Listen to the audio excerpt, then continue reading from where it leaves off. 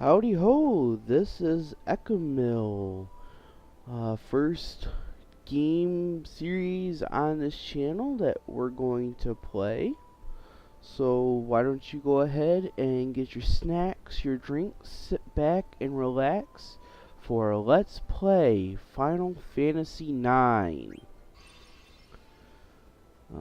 This is one of my favorite games of all times, high up there on the list. One of my favorite all-time Final Fantasy games, slightly above Final Fantasy 12, with Final Fantasy 8 in third, and well above Final Fantasy 7, 10, 10-2, and the rest. Now we are playing this on normal screen, so hopefully it won't be all pixelated when it plays in your browser or when you're playing it full screen. For those who like to play full screen, we are recording this at 720p. I do not know what YouTube will have it set as, but hopefully it will still look quite good. This is from the PlayStation 1. I am playing it on a PlayStation 3. So this will not be a blind Let's Play. I have played this any number of times. It is actually one of the very first Final Fantasies that I completed. To say I was obsessed with this game as a kid is pretty much an understatement. I used to get up to the bosses, and if I couldn't beat the bosses, I would have dreams at night of different strategies I could use.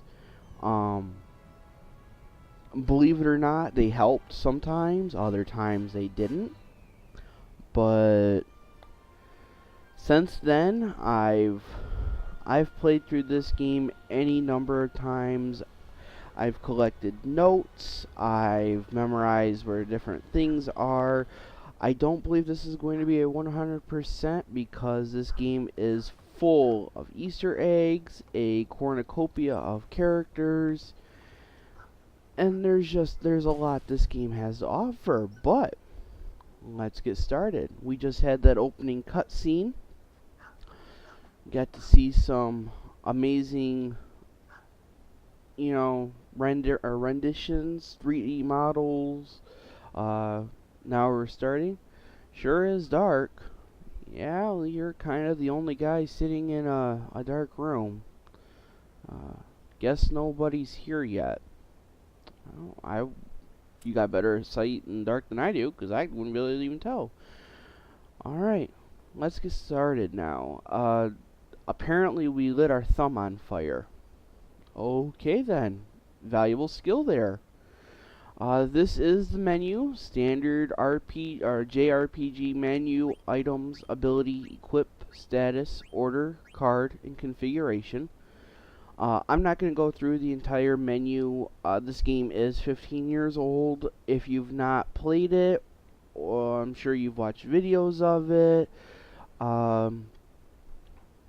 It's pretty much the same standard setup for every Final Fantasy.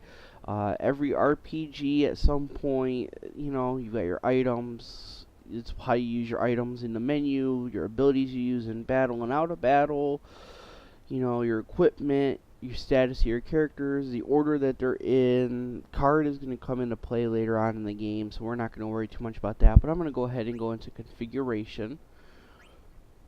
I'm not going to mess with any of this, and I'll go into depth later on if people really want me to, if you want me to explain it. But for now, I'm going to set my field message to faster. I'm going to leave my here icon on. I'm going to change my window color to classic. I'm always going to have my target window up so that way I can see the names of the monsters and who it is I'm attacking. And then I'm going to turn my controller vibration on. So let's go out of this. We are going to change the order of the character. No, I'm not. In prior Final Fantasies, the order linear was a big deal. It meant who was going to get attacked first. I believe they did away with that at Final Fantasy VI. because Final Fantasy VII you could start going front row and back row, in which case then that determined your damage output as well as damage input, meaning the front row you did more melee damage, but you received more melee damage. Back row you received less melee damage, but you dealt less melee damage. We're not going to worry too much about that for now.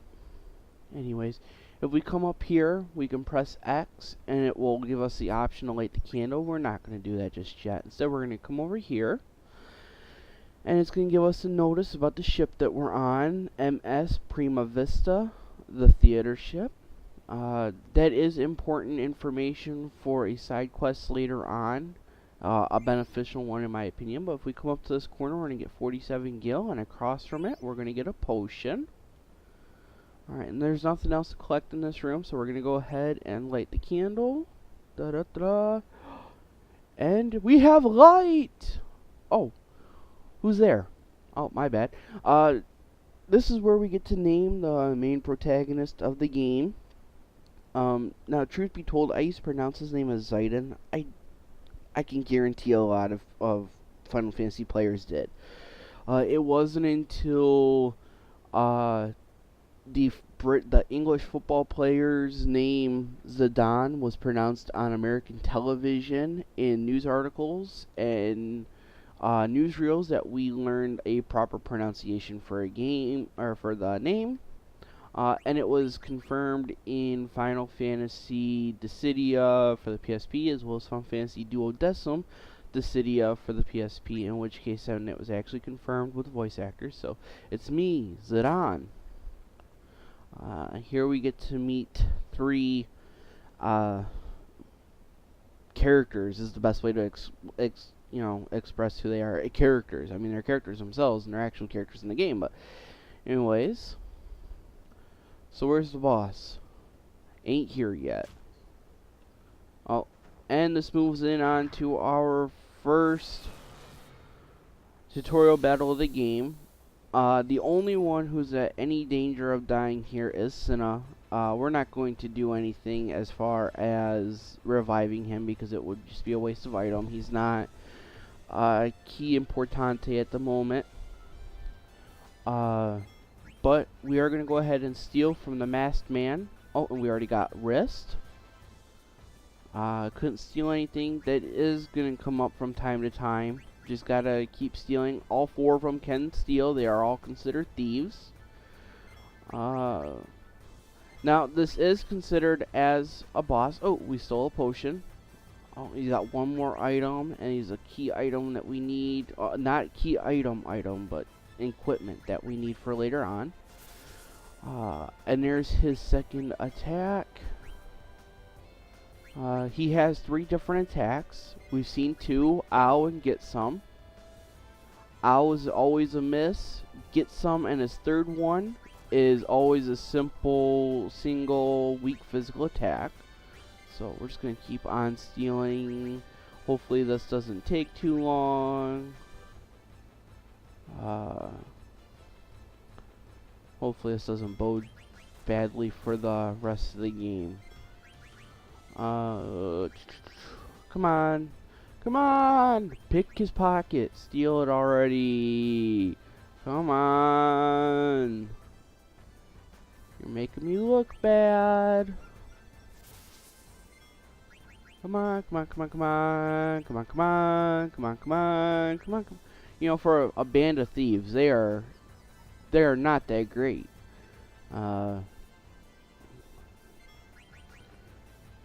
And it's, you know, it's amazing that Cinna is still alive.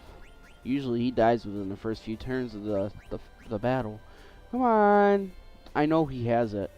Otherwise it'd be saying nothing else to steal, and I've not picked it up yet. So there goes Cinna. Oh, 3 HP.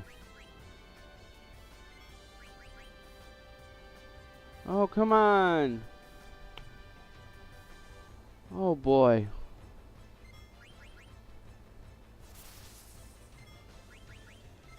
Come on, come on. Oh, you're kidding me. Come on. He has it too. I know he does. I've played this game more than enough times to know he has, okay, I'm just going to steal once, and there goes Cinna. Or I'm going to attack once, and then try stealing. Sometimes that helps, sometimes it doesn't. Oh, couldn't steal anything. Alright, I'm just going to do a quick edit, and then we'll be right back as soon as I steal it.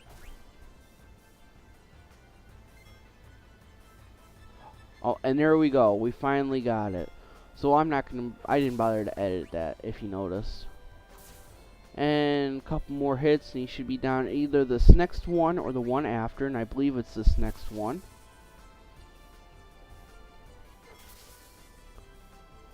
Nope, last one. There we go. And there's the end of that battle. Oh, my head. Go easy, you guys. You attacked us. Use a potion to restore HP.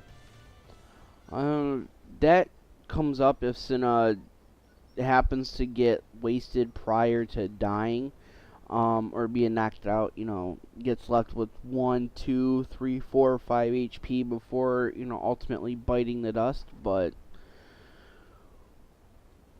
we know that pretty much. We just weren't going to waste a potion on him. You're looking a lot better.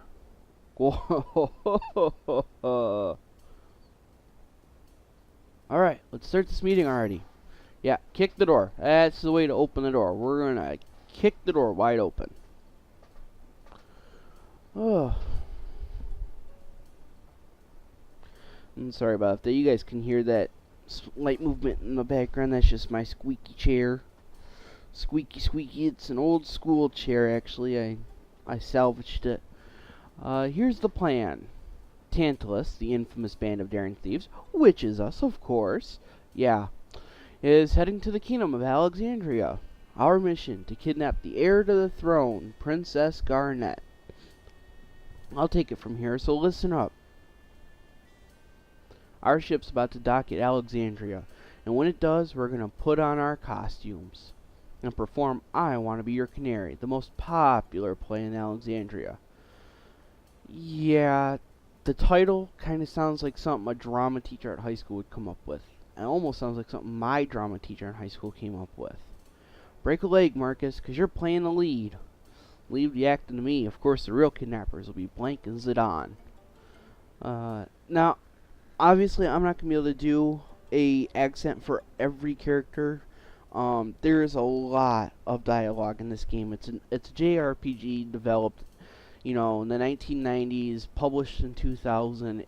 There's a lot of dialogue to this game, which is great, but it's also a lot to read. But I'll manage, so don't worry about me. And that'll be your cue, Zidane. There we go. I almost mispronounced it. I am going to mispronounce so many words on this. Now, at this point, we have two options. We can either choose to kidnap Queen Brani or kidnap Princess Garnet. If we do the top option, you bet we're going to kidnap that fat-ass, butt-ugly Queen Brani. What am I saying? Now, he's going to say that every time, no matter how many times we click that. After the third one, we get a little bit of, alright, quit joking around now. If there is an Easter egg, if we do it 55 times, another character will come in through the door and will tell Zidane to get serious. Introduces her a little earlier, a few scenes early, but it doesn't affect the storyline or the game in any way. So we're going to go ahead and kidnap Princess Garnet. You bet we're going to kidnap the most babelicious beauty in all of Alexandria, Princess Garnet. What an ugly looking doll. I hope she's not that ugly. I'm sure she isn't. I mean, she's a princess. Oh. And here we get another cutscene with some more opening credits. Camera zooms in on a single particular character. Wow, he's got no face, just eyes. You know, sometimes I look at that character and I wonder if that's where the inspiration for Shadows came from for Kingdom Hearts. Yeah, I don't know. But, we get to see the glorious Alexandria Castle with this giant glass pillar rising way, way, way above the spires and crenellations. Now look at that. Look at how big that ship, which looked huge earlier, is compared to that castle. That's conceived and produced by Hironobu Sakaguchi. I did a report on him in high school. I think I got a B minus. I don't know. My teacher didn't believe that that he was a real person. They thought I made him up. And then I did another report on him in college, and they thought the same thing. So, oh, we got knocked over, and there our ticket goes flying. Alexandria, are you all white? Aw, that's adorable. I guess she can't pronounce L's. Here, you dropped your ticket. Oh, maybe she can't pronounce R's after a letter. Bye-bye. Anyways, I believe that's where we're going to end this episode. This is a short one, but it is because of the two cutscenes pretty much back to back. And because this next part, I'm going to go through, I'm going to collect all the treasures, but I want to show you guys where they all are. We're going to mute. We're going to meet a few key people, or a couple people for later on in the story, which is important. But to be honest, if I tried doing all of that all in this episode would probably be close to 35 minutes to about 40 minutes. And this was more as an introduction to the series. So we're going to go ahead and end it here. And then I'll start recording on the second one. And these should be up probably about around the same time or so. So